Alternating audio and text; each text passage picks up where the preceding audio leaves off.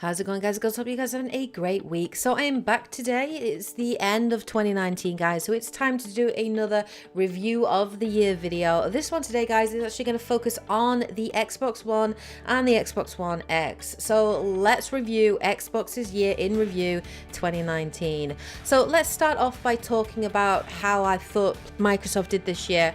Honestly speaking, they had a mixed year. They had some really good releases, and they had some great announcements, and they did obviously talk a little bit more about the Xbox Series X. It felt like this year that Xbox were really setting the foundation for 2020, and it's going to be next year in 2020, or this year in 2020, when we actually get more releases and more information. So let's talk about 2019. Let's start off with the exclusive titles that came out this year. There were only really 2 titles that came out this year that were of any interest to me.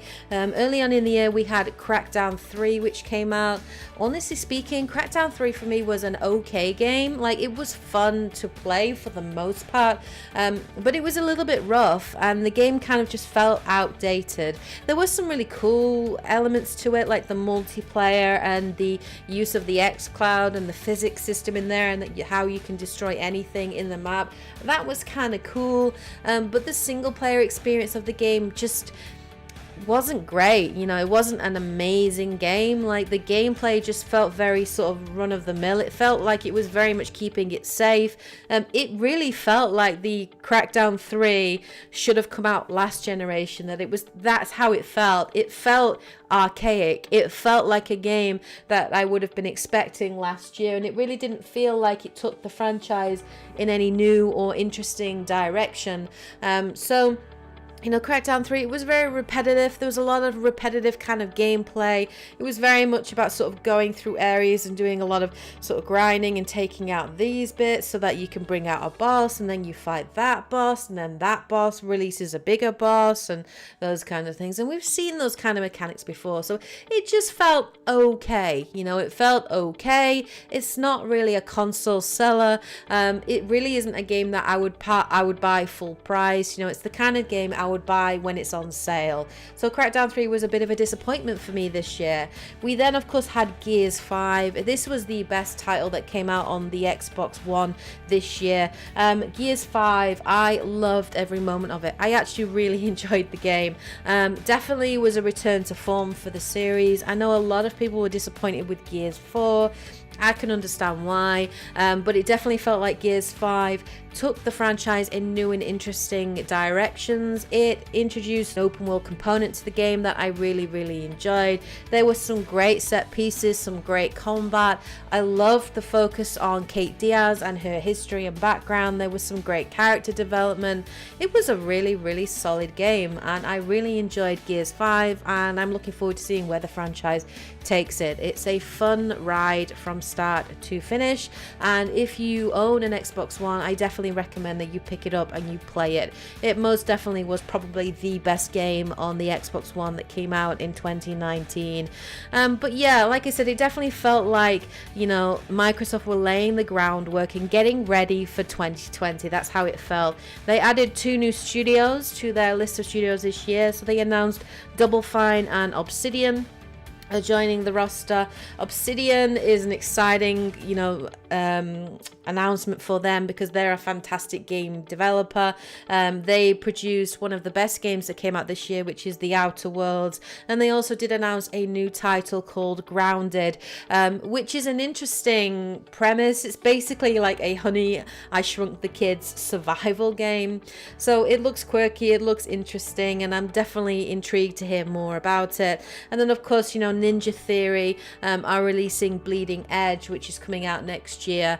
You know, it feels like it's their kind of answer to Overwatch, but it'll be interesting to sort of see how that game performs.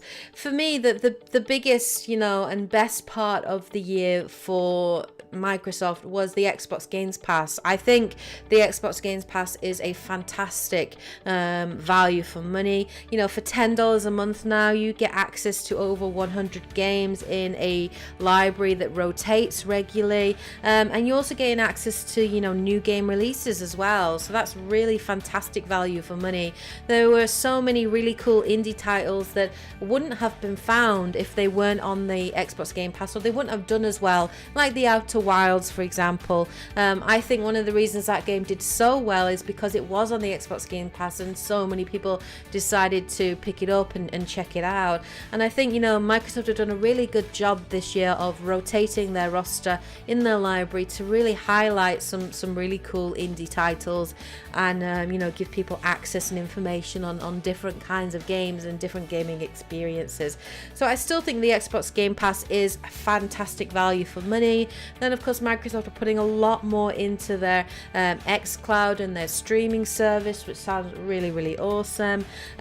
Of course Microsoft have been doing a lot more in terms of cross-play this year, and they did some really cool things of, you know, building their relationship with Nintendo, which was a really interesting direction for them to go in this year. And we've had some exclusives that were only exclusive on the Xbox previously, like Cuphead and Ori and the Blind Forest, that are now available on the Nintendo Switch. And it's really cool to see Microsoft, you know, really stepping out there and really working with one of the other big three, and hopefully, you know, they can continue to foster that relationship, and then hopefully bring Sony on board to, you know, to encourage sort of cross play, because that's really what gamers want. That's what players are hoping will happen. And I think, you know, Microsoft are doing a lot to lead by example in the industry, and I think that's really cool for them. We did have an announcement on the next Xbox console, which was previously called Project Scarlet. We now know it's going to be coming out in fall 2020, and we now know it's going to be called the Xbox Series X. Personally speaking, I think the name sucks. I don't like the name. I think it's really confusing for people. I think if Microsoft are not careful, they might make the same mistake that maybe Nintendo made with the Wii U. And a lot of people are getting confused about the Wii U. Is that just an expansion to the Wii? Is it its own console on its right? How is it different? How is it unique? And I think a lot of people are going to get confused, because you have, you know, the Xbox One, you have the Xbox One X, you have, you know, the Xbox S. There's so many different versions, and I think people are going to start to get really confused with it. So I don't think the Xbox Series X is necessarily a good name for it. The console itself, though, sounds really cool. You know, it's going to have it's going to be an incredibly powerful machine. It's going to have its own solid state drive, which is awesome. Of course, it's going to have ray tracing. They're promising things like 120 frames per second, 8K resolution. Apparently, it's going to be 4 times as powerful as the Xbox One X, which is just mind-blowing. And then obviously the design of it, you know, it is very minimalistic. It looks like a PC tower. That is how it looks, and it feel like maybe that's the way Microsoft are going, as in it's becoming more like a PC. So you can choose to buy different versions of the series depending on how much money you've got in terms of how powerful you want your machine to be. It feels like that's the way they're going, you know, iterations of the same kind of hardware but just a little bit more powerful. It'll be interesting to see where they're going. In terms of, you know, release titles, we do know 2 that are definitely going to be releasing with the console when it comes out next year. Obviously, we're going to have Halo Infinite.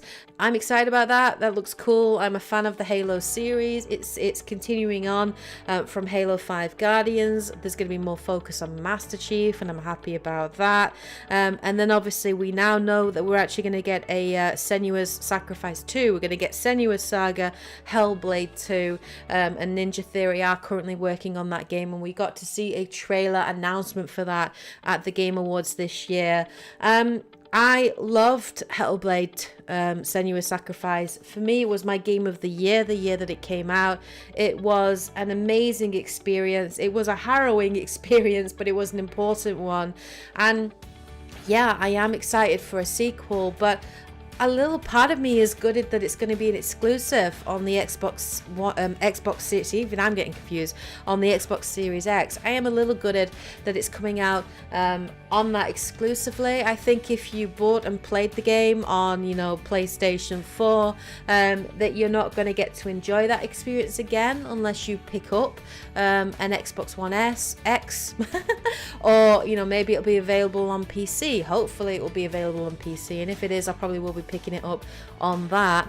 But yeah, I don't like seeing sequels on becoming platform exclusives. I didn't like it with Rise of the Tomb Raider. That really pissed me off, and I feel a little bit the same with Hellblade 2. I am gutted that it's an exclusive on the Xbox One X, because there's many people now that played the first one that maybe are not going to get to experience the sequel, and I think there's something just a little bit sad about that. I get why it's available exclusively, because Ninja Theory have been bought by Microsoft. They are now a Microsoft studio, and they are producing content exclusively for the Xbox Series X.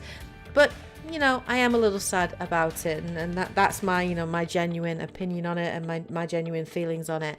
So Xbox really this year, a bit of a mediocre year. I would actually say that probably Xbox this year, I think, were the weakest out of the three. They're definitely setting the foundation. They had a great release in Gears 5, don't get me wrong, that was fantastic. And the Xbox Game Pass is fantastic value for money. I think it's a really great service, but for me, they still lack the exclusives. They still aren't bringing anything new and different and unique. They still seem to be relying heavily on their previous franchises like Gears, like, Halo. They still seem to be relying heavily on them, and they really haven't produced anything massively unique and amazing and amazing experiences like, say, Sony have or Nintendo have. And maybe they're just setting up for 2020, and maybe in 2020 we will get some of those really cool gaming experience, some new IPs that are going to be really different and new and exciting. Hopefully we'll get that in 2020. Maybe they're just keeping their cards close to their chest, and they're going to be announcing these for release titles with the Xbox Series X, which I think, if they do, is very smart, because I think for anybody, when you're looking at buying a console and making that decision, well, for me personally, I don't care as much about power. I'm not bothered as much. I don't need my games to be in 8K. I don't need 120 frames per second. I know that's important for some people, but for me, it's all about the games. If you have good games to play, if I can get really great gaming experiences and something different and unique, I will always gravitate towards that platform, which is why for me, PlayStation and Sony just have the superior platform at the moment in this generation, because they just offer so many unique experiences. And next year is the same, with Last of Us Part 2, with Final Fantasy VII Remake, with Ghost of Tsushima, and there's just nothing really that's blowing me away with the Xbox. I hope Microsoft will prove me wrong. I want all three of the big three to do well. I want all three of them to produce fantastic games, because then they set the bar and they push each other to improve and to develop and to push themselves in new and interesting directions, and to support developers to produce interesting gaming experiences on their platforms. And I want Microsoft to do well, and maybe they're just setting the foundation. But generally, 2019 for me this year was a little bit run-of-the-mill, a little bit middling, and wasn't massively blown away by it. It just felt like they were gearing up for 2020, and that 2020 is maybe going to be their big year for them, and maybe they're trying to start the generation strongly, because they certainly didn't start this generation very well. So maybe they're looking to try to rectify all the mistakes that they made this generation next year with the release of their next gen console. But there are my thoughts on Microsoft's year in 2019. Let me know what you guys think in the comment section below. What did you think of the exclusives on offer this year? What do you think about the Xbox Game Pass? What are your thoughts on the Xbox Series X, its name, information of the games that are coming out, its specs and its power? Let me know your thoughts in the comment section below, what you generally thought of their year this year. Please share your thoughts. I'd be really interested to read them. Hope you guys found this video interesting.